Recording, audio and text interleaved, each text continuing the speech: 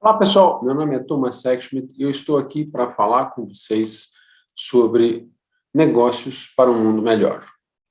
Antes de começar, eu queria compartilhar um pouco uma jornada relacionada a essa ideia de negócios para um mundo melhor, onde a gente vem publicando, falando sobre esse assunto já desde 2010. É uma jornada de longo tempo, então publicamos Fundamentos de Negócios Conscientes, Capitalismo Consciente, que é prático em Harvard, Jornada ao Capitalismo Consciente best-seller, Todos Somos Líderes, outro best-seller escrito em espanhol, que daqui a pouco está disponível em inglês, em português, Ativador de Negócios Conscientes, que eu convido todos vocês a conhecerem, e Satisfação das Partes Interessadas, focado na oportunidade de você potencializar o valor, a criação de valor nessa ideia de stakeholder capitalismo, tá bom?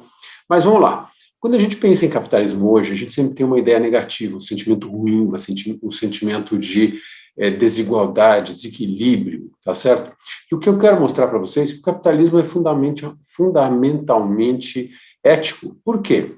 Porque ele permite a troca voluntária entre as distintas partes. No capitalismo, você não é obrigado a comprar de ninguém e muito menos vender para ninguém. Ninguém entra numa loja, experimenta uma roupa e antes de sair é obrigado a comprar. Você não entra num site para olhar preço e antes de sair o seu computador trava e só permite você continuar navegando no seu computador se você efetivamente realiza uma compra. Então, o que significa isso? O capitalismo é fundamentalmente ético, só que a gente precisa entender que, às vezes, tem um desequilíbrio de poder nessa relação, porque só tem uma pessoa oferecendo, ou também você decide vender o seu produto apenas para um cliente, para uma organização. E aí, quando essa organização, esse relacionamento vai mal, o seu negócio vai mal também. Então, vamos partir desse princípio, né? E uma coisa que eu gosto de começar com uma provocação, todo mundo já assistiu um filme de ficção científica, aquelas imagens, aquela coisa do futuro.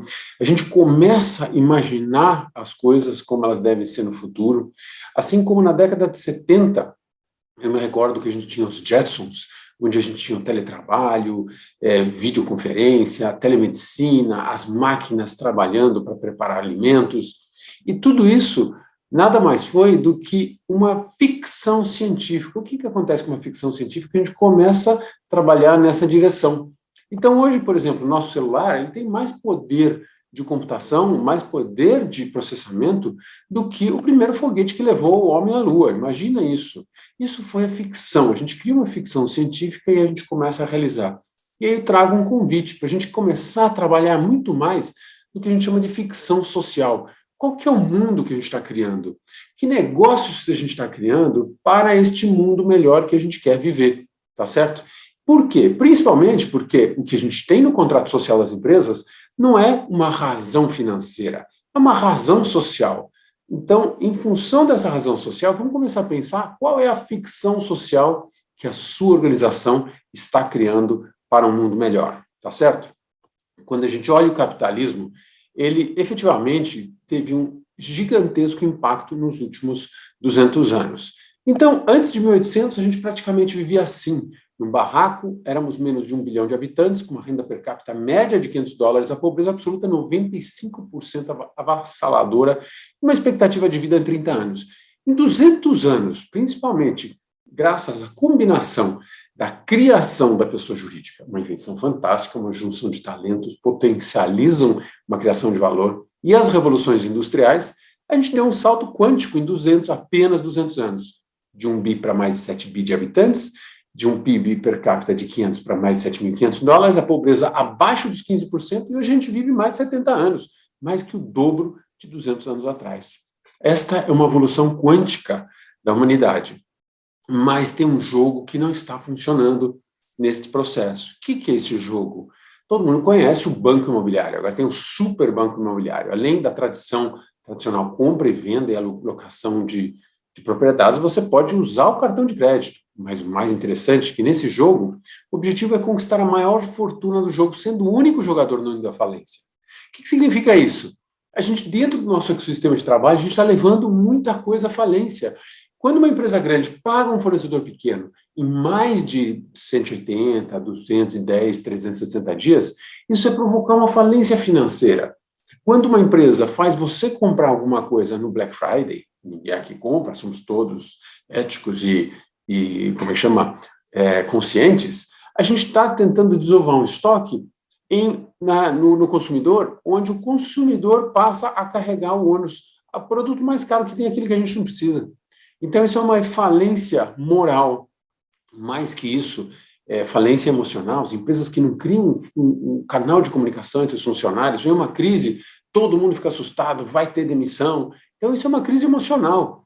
Então, quantas outras falências as organizações estão criando? E eu faço um convite, né?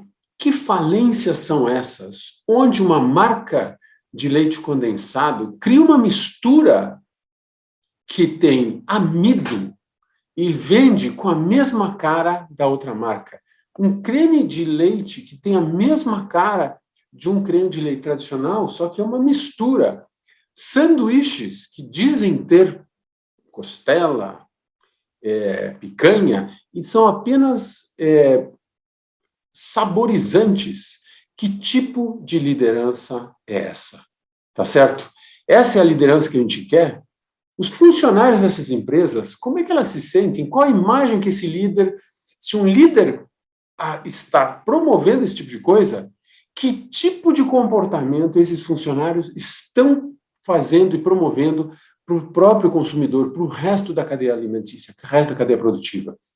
Então, a gente já olha esses líderes são os exemplos dessas práticas. Porque nenhum departamento de marketing, de desenvolvimento de produto, cria um produto que tem a clara intenção de enganar, por letras miúdas, por semelhança de embalagem, se não fosse algo que o próprio líder da organização promove, faz, age. É o comportamento da liderança. A relação com o sucesso que ele representa faz com que as pessoas se comportem da mesma maneira. Já parou para pensar nisso? Então, que tipo de organização são essas que fomentam esse tipo de comportamento? Isso tudo começou com uma frase célebre de Milton Friedman, Prêmio Nobel de Economia, que dizia que o único propósito da empresa é gerar lucro para o acionista. Graças a Deus, a gente pode dizer que isso não está errado, está incompleto, porque se a gente não gera lucro, a gente é irresponsável social como líder. Sem lucro, a gente não investe, põe em risco salários, impostos, pagamento de fornecedor, inclusive filantropia. Então, o lucro faz parte. O que a gente poderia fazer dessa frase de Milton Friedman é que o único propósito da empresa é gerar valor para todos os stakeholders, para toda a sociedade, para todos os envolvidos. Acho que essa é a grande atualização dessa frase de Milton Friedman. Tá certo?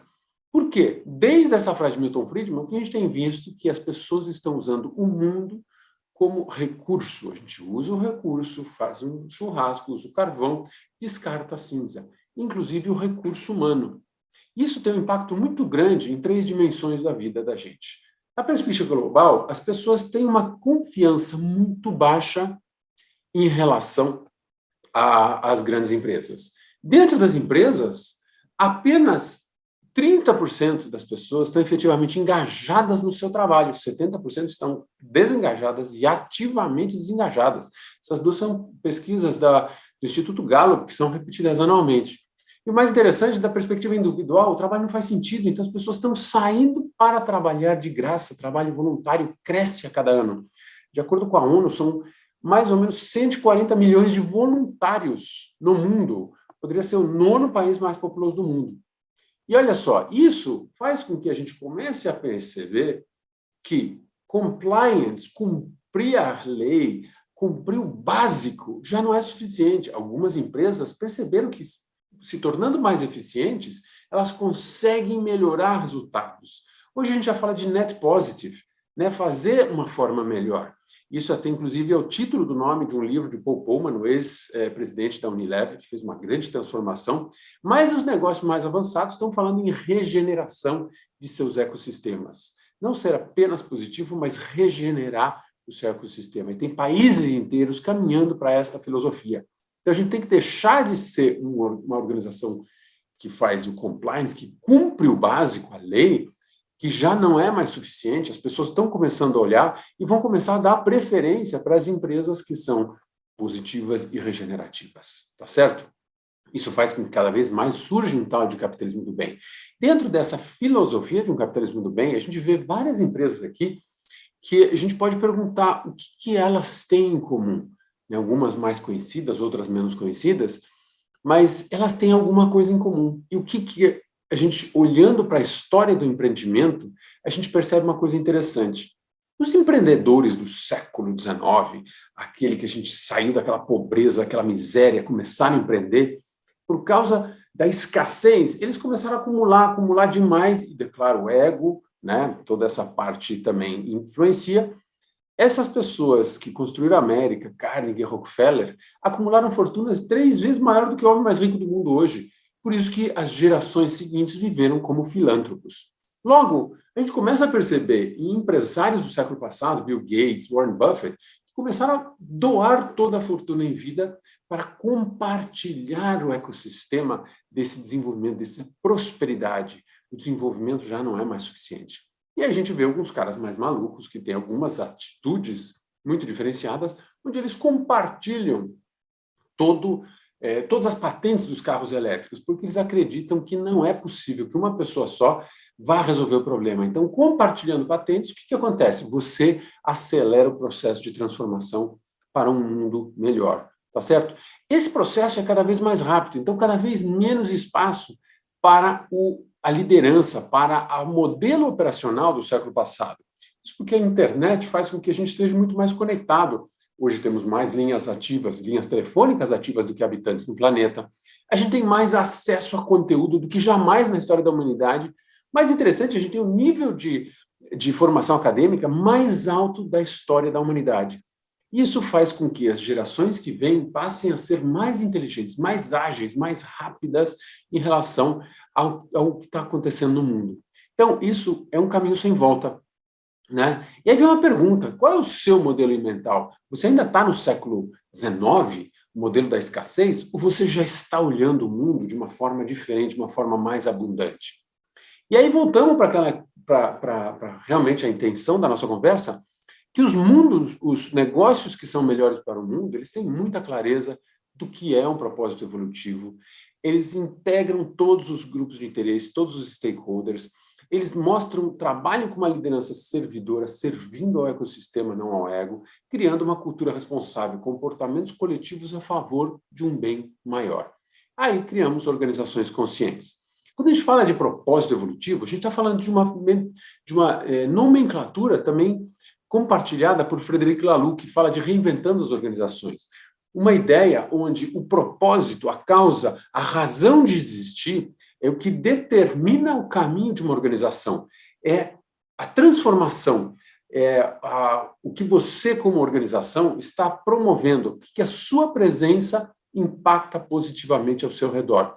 E esse propósito precisa estar evoluindo, sendo atualizado, conforme vão mudando as condições socioeconômicas do seu entorno.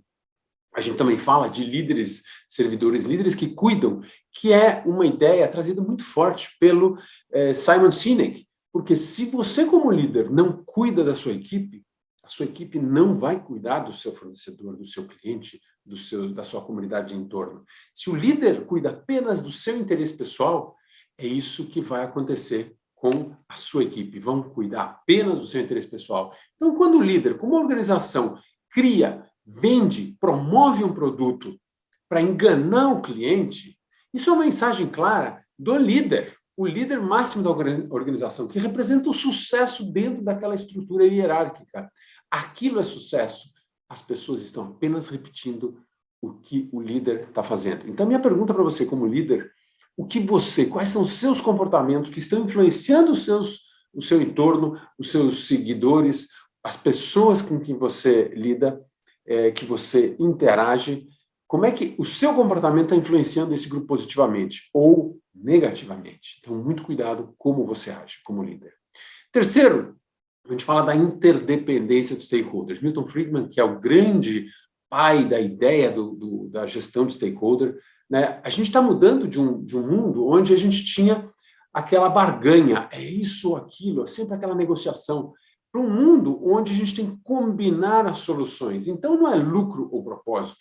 Os dois têm que andar de mão dada. E, para isso, a gente precisa pensar de forma mais sistêmica. Criar relações não entre 2 partes, mas em 3 partes, 4 partes. E reconhecer o grande benefício desta interdependência dos grupos de interesse, porque, assim como na natureza, no mundo dos negócios, uma empresa não vive sozinho, sem seus fornecedores, funcionários, clientes, economia do entorno, investidores, credores e assim por diante, tá certo? E, por fim, quando a gente fala da liderança, a liderança do século passado, a General Electric, que foi a empresa que praticamente institucionalizou o downsizing, institucionalizou a gestão por medo, porque os 10% de mais baixos desempenhos eram naturalmente demitidos periodicamente pela GE.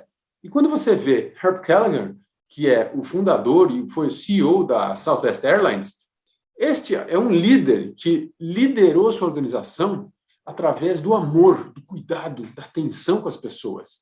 Em 30 anos de liderança, ele nunca teve um ano de prejuízo numa companhia aérea, nunca teve que fazer uma demissão em massa pela todas as crises que eles passaram. Eles sempre cuidaram antes das pessoas e depois o negócio realmente retornava. Então, aqui a gente tem dois lados dessa liderança.